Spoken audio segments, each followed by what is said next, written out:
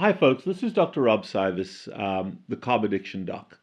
And today I want to clarify something that even most doctors don't completely understand. We're going to talk about insulin resistance, prediabetes, obesity, and type 2 diabetes. And it is so important that we understand the difference between these two and understand who we are as individuals and as families.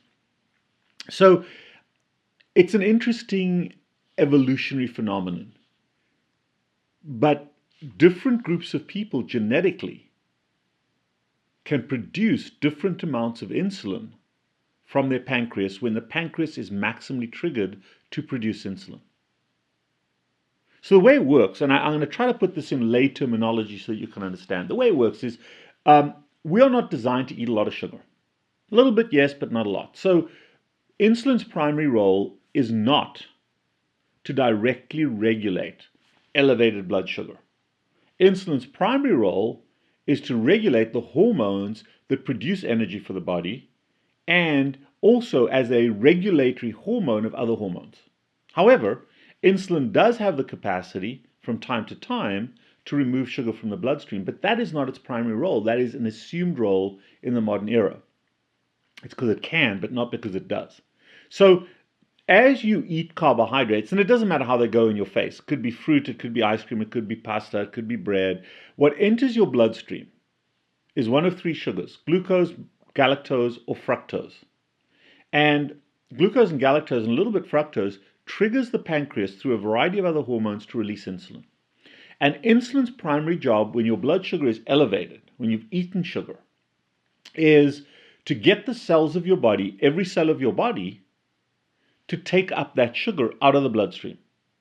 So your blood sugar starts to rise in the bloodstream, insulin gets poured in, and insulin is a hormone that attaches to a receptor.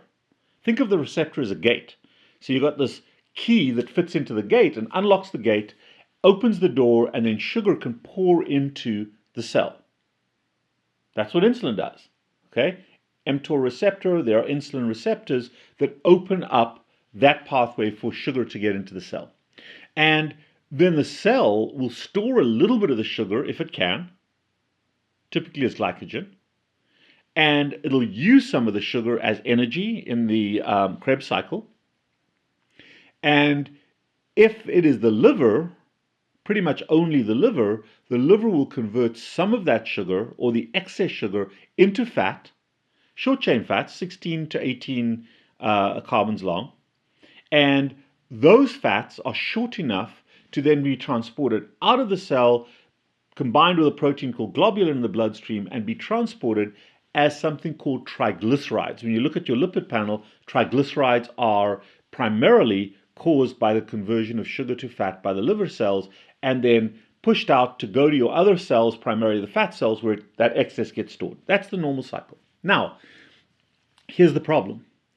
As sugar enters those cells of the body, a significant amount of sugar, as that level builds up, that sugar drags in water with it. For every molecule of sugar, you've got a molecule of water that accompanies it. So the cells swell up. They don't like that swelling. And also there's a change because of the sugar to the pH and the impact on the cell. Think of the cell as a completely unique entity. It's a body by itself. It's a whole functional entity by itself. So that cell swells up. It's got biochemical changes that happen because of the sugar, and the cell doesn't like that. It hurts. It's like poison for the cell. Okay? So what happens is the cell, the sugar that pours into the cell becomes toxic. Now, the cell is quickly trying to get rid of the sugar by using it, by storing it, by converting it to fat.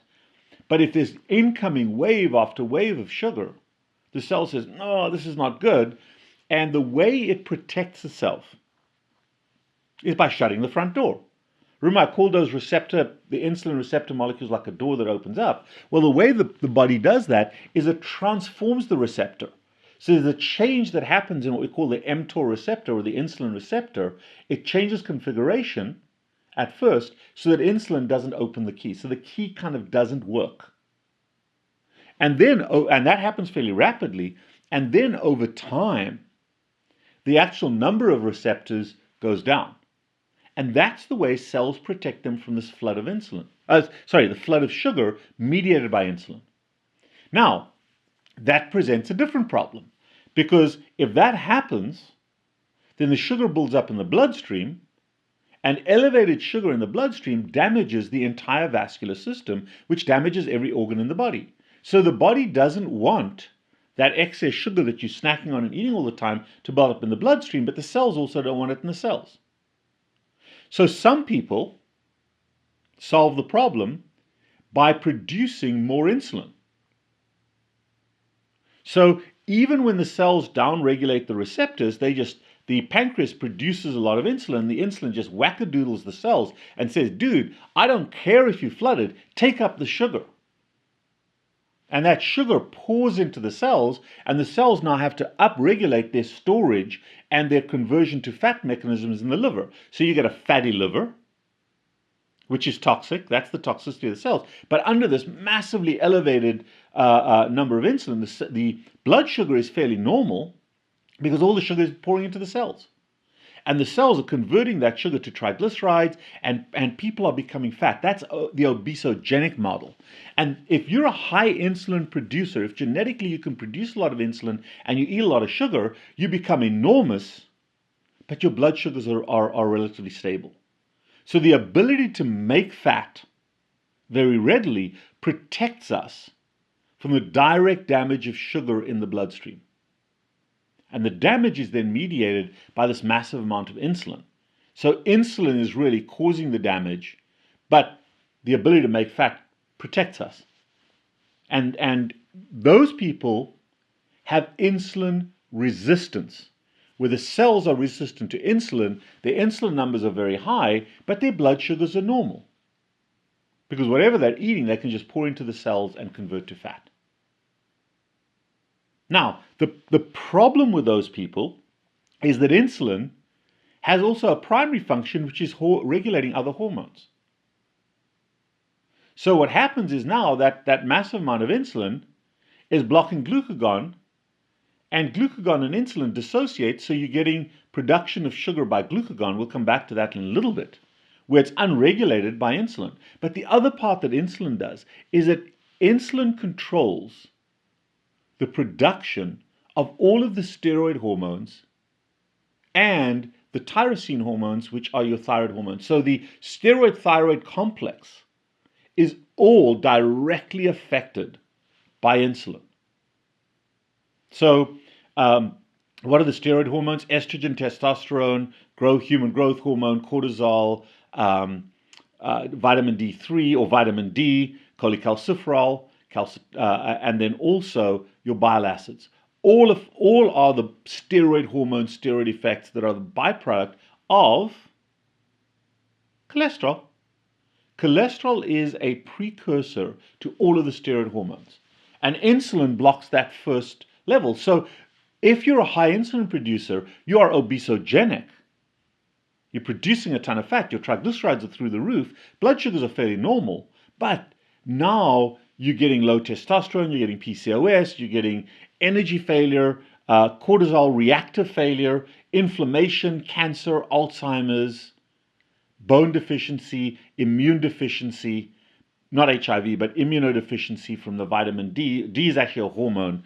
All of those steroid hormones are affected, and all of their functions, including the conversion of T4 to T3, thyroid hormone, all affected. That's why people have low vitamin D, low thyroid hormone, especially T3. That's why they have an increased inflammation risk, increased cancer risk, increased autoimmune risk, and the inflammation and autoimmunity are the same thing. Increased cancer risk, increased Alzheimer's risk. Infertility, male and female, all mediated by high insulin production in very fat people. So when you're looking at people's blood work, those are the things that we look for, and you have to check, at least you don't have to, but you should check an insulin and a C-peptide to determine what's happening with these folks. Now, on the flip side, let's look at the same person who's eating a lot of sugar and starch, who is a low insulin producer. So we go through the same mechanism. The sugar is flooding the cells. The cells shut the front door and down-regulate the number of doors to the castle. And now the pancreas can't produce more insulin. So the cells are protected. The cells are protected. They are able to convert the early little bit of sugar to fat. So these people are a little plump, a little overweight. But now, because the sugar is not flooding the cell, they can't produce more fat. So they don't become enormous. They may be a little bit overweight. But what happens, and this is not visible, is their blood sugar starts to go up and stay up, because all that sugar is now staying in the bloodstream or being taken up by cells who don't need insulin to get sugar into the cells. And what are those cells? Red blood cells and endothelial cells, the cells that line your blood vessels. The cells that line your blood vessels. So you've got this massive increase of sugar in the bloodstream, and it doesn't take a lot of sugar to bump that sugar level up. You can't produce insulin to get it into your cells. A little bit goes into the cells, but not very much. But now your endothelial cells and your red blood cells are being affected by this elevated sugar. And also, because every molecule of sugar is attached to a molecule of water, your blood vascular space is expanding tremendously. So the first thing that happens is your heart rate and your blood pressure goes up. And by the way, folks, a normal blood pressure of 120/80 ain't a normal blood pressure. That is a normal blood pressure in the face of a lot of carbohydrates. My blood pressure is 110/60 because I don't have that excess water in my bloodstream. Having said that, the blood volume goes up, but also those endothelial cells that should be nice and flat become all plump and rounded up, and they narrow the vessel, and they leave little gaps. And into those gaps, you trigger a clotting cascade. And in goes your clotting mechanism, your fibrin, your platelets, your white cells, and then they attract in your other immune modifiers, your LDLs, to lay down some fat to smooth over that damage. And that is intravascular inflammation, intravascular coagulation. So you're getting an inflammatory response within the endothelial cells, and you're getting an inflammatory response outside of the endothelial cells in gaps that they leave as they swell up and become dysfunctional.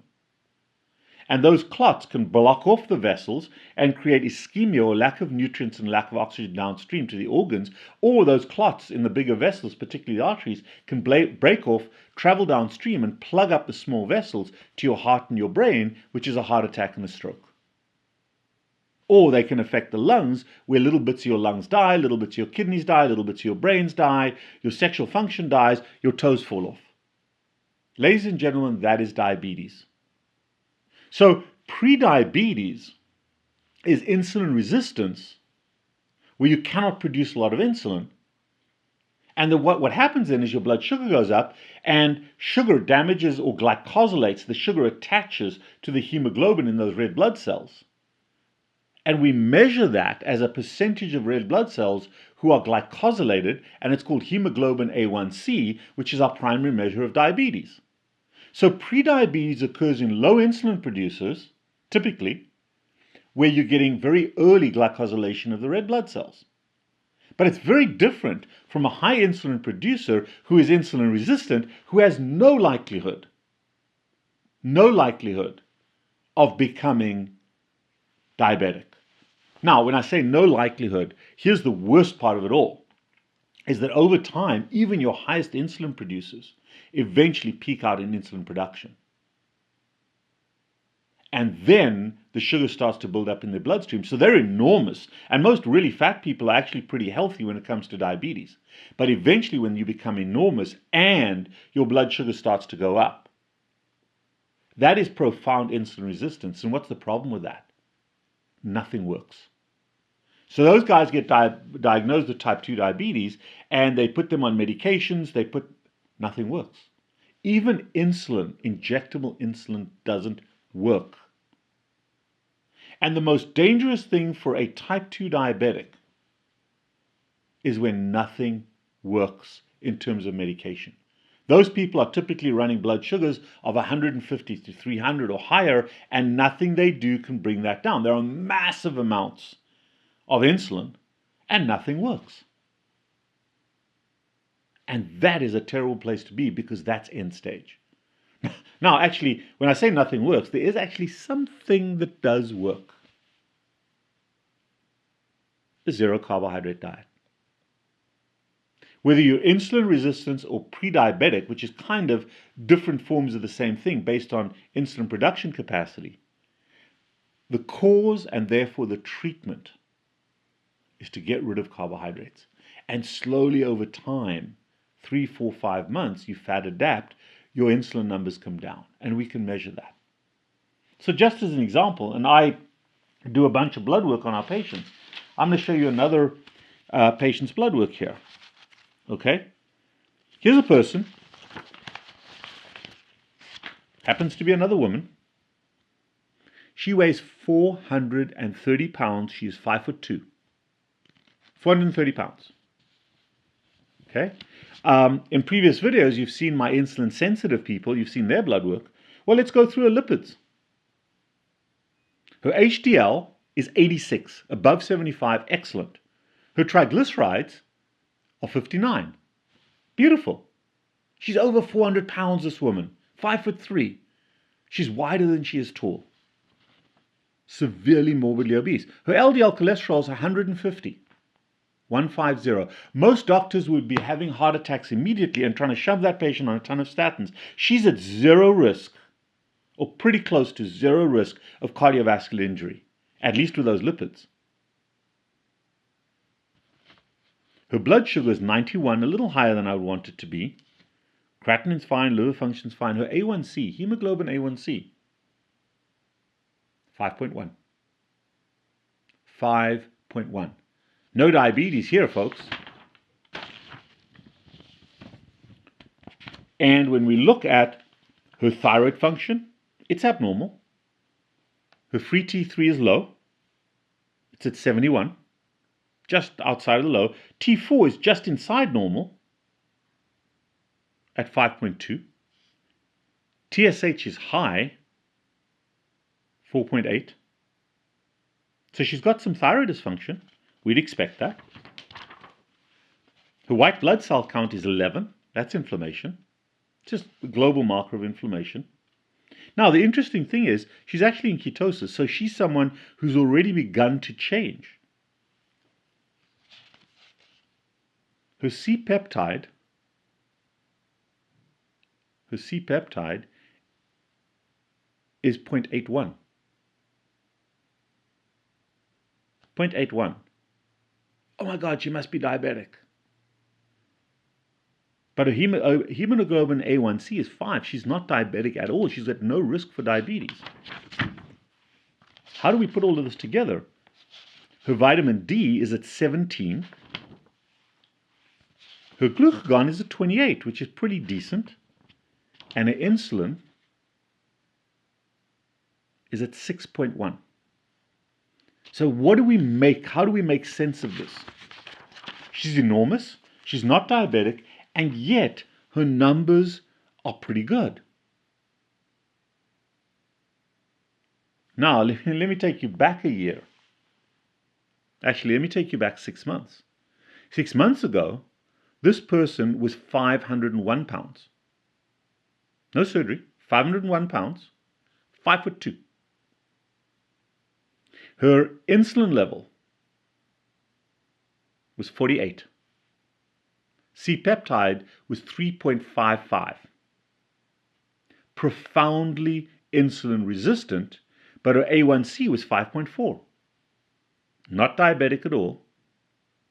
Her triglyceride count, however, was 380. So this was somebody originally who was a high insulin producer, enormous, no diabetes, but massive amounts of insulin to be able to produce that. Most doctors would not have picked up on that. They would have told this person, go off and lose some weight, you're fine. But all of her hormonal production was awful. PCOS, tons of inflammation, cancer risk was through the roof, vitamin D level was high. Now, after 6 months, she has already become insulin sensitive. She's lost almost 100 pounds in weight.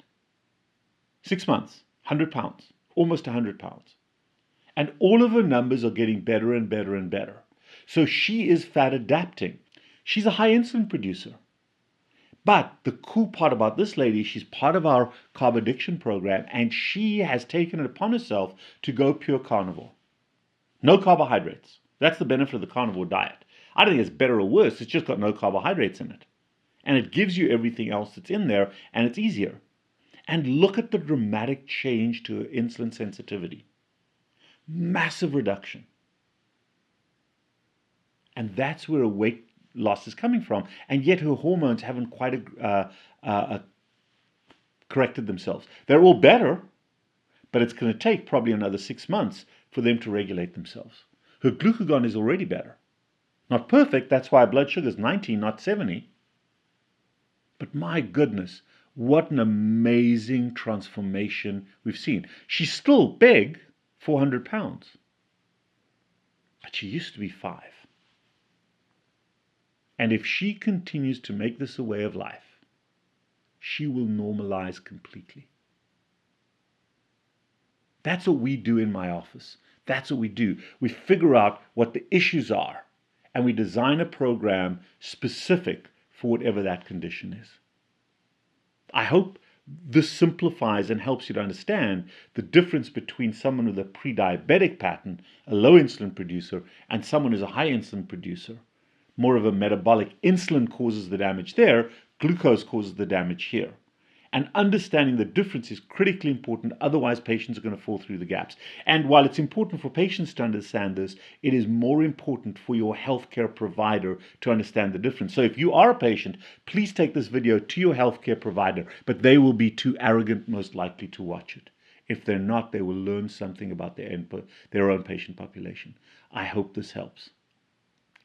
Be empowered, take control of your own life, but understand what's happening. Understand what the causes are rather than just the associations.